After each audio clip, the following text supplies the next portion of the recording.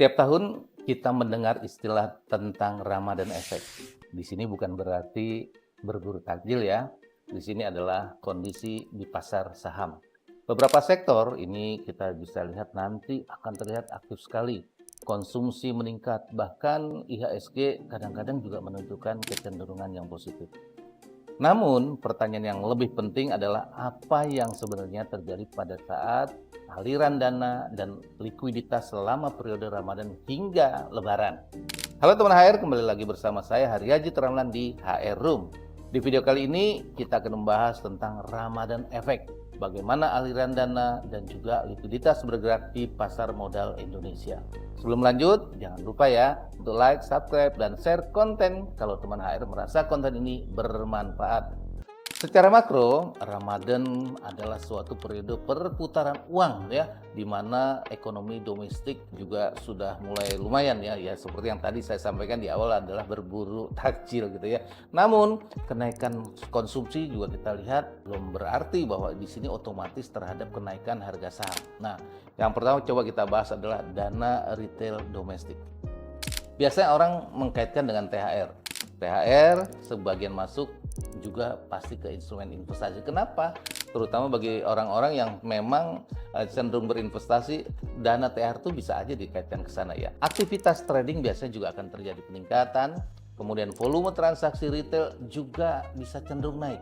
Investor retail ini sering menjadi pendorong dari volatile jangka pendek. Manajer investasi biasa juga melakukan rebalancing ya, atau mungkin adanya window dressing yang ada di kuartal pertama. Hal ini adalah terkait dengan penyesuaian portofolio sebelum libur panjang. Nah, kita juga bisa menekankan pada pendekatan strategis ya, kalau kita mau berinvestasi bukan spekulatif. Dana asing. Tentu ini tidak akan terpengaruh terkait dengan Ramadan. Ini lebih sensitif terkait dengan kebijakan suku bunga, arah The Fed, bahkan juga tentunya adalah resiko geopolitikal. Nah, kita tahu bahwa resiko geopolitik saat ini lagi deras ya. Aliran dana asing ini menjadi faktor dominan ya dalam menentukan arah IHSG. Kenapa? Karena dana yang diinvestasikan biasanya dalam jumlah besar dan biasanya juga untuk jangka panjang. Coba kita lihat ya, sepanjang 5 tahun sebenarnya kalau kita lihat IHSG kita secara teknikal juga menarik ya. Saham-saham mengalami kenaikan, tapi memang kurang menariknya adalah ada saham-saham yang naiknya sangat-sangat tinggi sekali. Yang ini tentu merusak dari struktur yang kita lihat ya.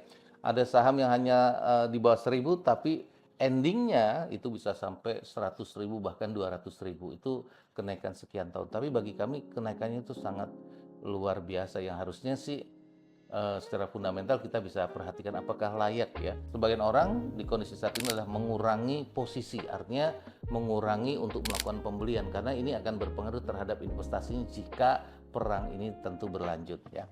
Kemudian juga ada nih ya, kalau kita mau trading lihat resiko liburan.